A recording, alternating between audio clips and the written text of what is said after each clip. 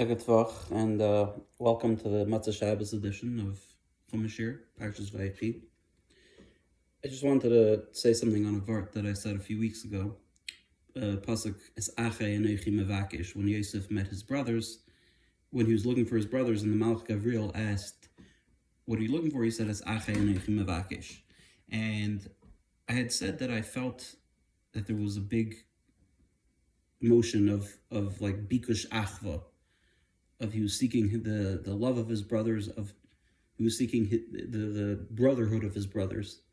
And somebody asked me, and I was wondering myself, like, can you really apply these words, these emotions to the shatim or the shiftei ka? They're very obviously not on our level. And I spoke to my Shiva about this, and he said that there's actually many mefarshim who say that the reason why Yaakov sent Yosef to his brothers is to be masakin the achva of the shiftei ka, because he kind of was pogim in this achva through his lashon hara and on his level of the lashon hara, and he had actually sent him to be masakin that. So I was still wondering though that kind of achva of the shiftei ka is not the type of achva that we feel when we feel we want to be close to our brothers, we want to hang out with them, chill with them, schmooze with them. It's a different story. So Mar Shiva was saying that nonetheless, the fact that our achva and their achva are both called achva is not a coincidence. There's a parallel to that, and it's more than just a parallel. They are the same thing, just in this dimension and that dimension. So therefore, there is definitely an emotion of our achva tied into Yosef's when he was seeking out that achva of the shvatim. So I think I did indeed have a right to say that. Moving on to this week's parsha.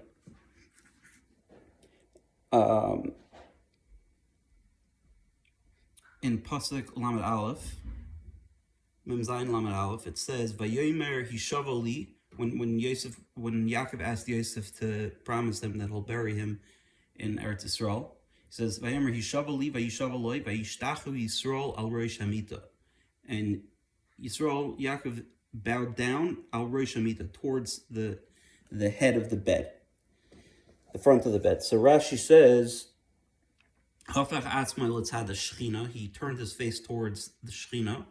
We see from here that the Shechina rests on top of the head of a sick person. So I was just wondering, the sick person's head, fine, but that's wherever Yaakov's head was at the moment. What was the significance of the head of his bed? If he decides to walk to the kitchen table, the Shechina is still on top of his head. It doesn't stay, or does it, on top of the head of the mita? So I was just wondering what was shot in that.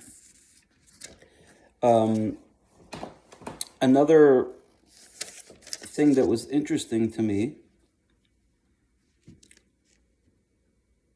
when Yosef brought his sons Menashe and Ephraim to Yaakov to get a bracha, the pasuk says, "Vayar Yisrael es bnei Yosef vayomer mi eleh." Yaakov asked, "Who are these children?" And Rashi says, "Mi eleh mehechen yatzu elu she'enan ru'uyin lebracha." He had a chashash they weren't roy lebracha, and Yosef brought out his shtar erison, this thing that they're kosher children. So I was just wondering, because he referred to them and spoke about them earlier. Before that, he said, the two sons who were born to you in Mitzrayim before I came here, Ephraim and Menashe, Keruvim, V'Shem, and Yuli. He referred to them by name, and he said that they're roy lebracha, they're roy to be one, the shiftei ka. So why afterwards does he say mi eleh? So I wasn't sure what was pshat in that. I also wanted to share a vart that a good friend of mine told me. He said that you see that that Yaakov in Mitzrayim is vatechi ruach Yaakov, his spirit came alive. And he was also very sad because he saw the beginning of the shibud. So what was shot in this, for lack of a better term, conflict of emotion. So I thought, or I sorry, I shouldn't say I thought, because this is what this person told me, is that, well, his question was more, why was he happy if the shibud was starting?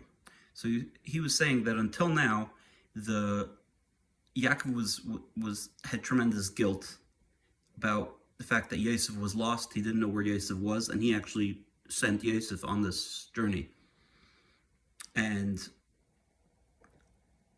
at this point, he knew where Yosef was, and Yosef was back safe and from and the Kadosh Vitar. And at this point, he realized that anything further than this is not in his hands and is not his responsibility. And it's kind of like he realized that there's a path starting, and it's the Eibishter's plan, and there's nothing more for him to do, nothing more for him to take care of. So I think that's what the idea of V'atechi Ruach Yaakov, even though he knew that the shibud was starting, he was also very at peace with it, because he knew that this is part of a plan. He's done his job. It's over. He can just let the train leave the station and go wherever it needs to go. Yeah, that's all for tonight. Have a good talk.